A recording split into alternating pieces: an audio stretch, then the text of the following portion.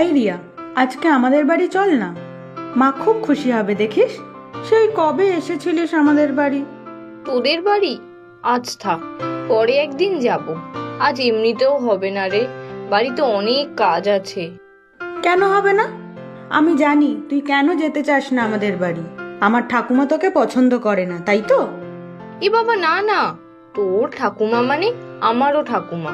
বাড়িতে সত্যিই কাজ আছে রে। আচ্ছা, এত করে বলছিস যখন, কাল যাব, একটা জিনিস নিয়ে আসবো, দেখিস। সে তুই জিনিস আনিস আর না আনিস, কাল কিন্তু আমাদের বাড়ি আসতেই হবে। না হলে তোর সাথে কোনোদিনও কথাই বলবো না। আচ্ছা বাবা, আচ্ছা, এখন চল তো বাড়ি, না হলে অনেক দেরি হয়ে যাবে। কি রে, পড়াশোনা কেমন চলছে? সামনে তো পরীক্ষা। ভালোই চলছে।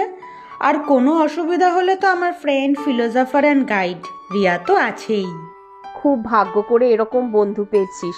তা ওর খবর কি? অনেকদিন তো আসে না এখানে, একদিন তো ডাকতে পারিস।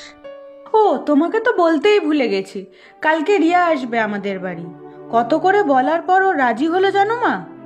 আমরা বলছি বটে ওকে আসতে, মেয়েটা এলেই তোর ঠাম্মি যা চিৎকার চেঁচামেচি করে, যা খারাপ ব্যবহার করে, ওর কি কোনো মান অপমান নেই বল?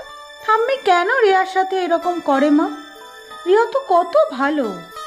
আসলে রিয়া তো গরিব ঘরের মেয়ে, তার ওপর আবার রিয়ার মা বাড়ি বাড়ি রান্নার কাজ করে।